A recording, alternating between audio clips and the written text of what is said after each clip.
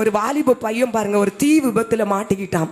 அவன் மாட்டி அந்த தீ வந்து அவனுடைய சரீரத்துல எல்லாம் பற்றி பிடிச்சிட்டு உடனே அவன் சட்டையை வேக வேகமா கலட்டி வீசி எரிஞ்சிட்டான். அப்படியே அந்த தீ வந்து அவனுடைய ஃபேன்ல எல்லாம் வந்து பரவிட்டு பாருங்க. இப்ப ஃபேன்ட கலட்டலான்னு சொன்னா ஃபேன் ரொம்ப இறுக்கமா இருக்கிறல, அவனால கலட்ட முடியல. உடனே அந்த தீ என்ன பண்ணிட்டுன்னு சொன்னா அந்த அந்த ஃபேன் வழியா முழுசா அவன் சரீரத்தை பத்தி பிடிச்சிட்டு பாருங்க. பத்தி பிடிச்சு அவன் சரீரத்தில் இருக்க தோல் எல்லாம் வெந்து போச்சு. உடனே எப்படியோ ஆட்கள் எல்லாம் அவனை காப்பாற்றி மருத்துவமனையில கொண்டு சேர்த்தாங்க. மருத்துவமனையில அவனுக்கு ட்ரீட்மெண்ட் பண்ணிட்டு டாக்டர் சொல்றாங்க, இல்ல முடியாது, இவனுக்கு வந்து தோல் எல்லாமே வெந்து விட்டது. ஏதாவது இவனுக்கு செட் ஆகுற ஏதாவது ஒரு புது தோல் இவன் சரீரத்துல கொண்டு ஒட்டுனா மட்டும்தான் இவன் பிழைக்க முடியும். ஆனா யாராவது இவனுக்கு தோல் கொடுக்க முடியுமா அப்படின்னு சொல்லிட்டு மருத்துவர்கள் எல்லாம் அவங்க சொந்த பந்தத்திட்ட வந்து கேட்கிறாங்க. அப்ப வெளியில நிக்கிறாங்க, அவனுடைய நண்பர்கள் நிக்கிறாங்க, அவனுடைய சொந்தக்காரங்க எல்லாம் நிக்கிறாங்க.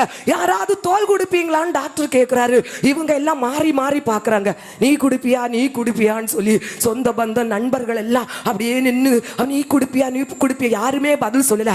இதை கேட்டு இருந்த தாய் ஓடி வந்த, ஐயா என் மகனுக்கு தோல் என் சரீரத்திலிருந்து நான் கொடுக்கிறேன், எவ்வளவு தோல் வேணுமோ என் முழு தோலை நீங்க உருவி என் மகனுக்கு நீங்க வைங்க, என் மகனுடைய ஜீவன் தான் எனக்கு முக்கியம், என்ன பற்றி எனக்கு கவலை இல்ல, என் மகனை காப்பாத்துங்க ஐயான்னு சொல்லி அந்த தாய் மருத்துவமனை கதறி தன்னை முழுமையா தன்னுடைய மகனுக்கு ஒப்பு கொடுத்தால். அவருடைய இருதயத்தின் அன்பை பாருங்க தேவ ஜனமே. இதுதான் அல்லேலூயா, ஒரு சாதாரண மனுஷனுக்குள்ளாலே இவ்வளவு அன்பை வைக்க முடியும் என்றால் நம்மை உண்டாக்கின அன்பே உருவான நம்முடைய தேவாதி தேவன் உங்கள் மேலும் என் மேலும் எவ்வளவு அன்பு வைத்திருப்பார்.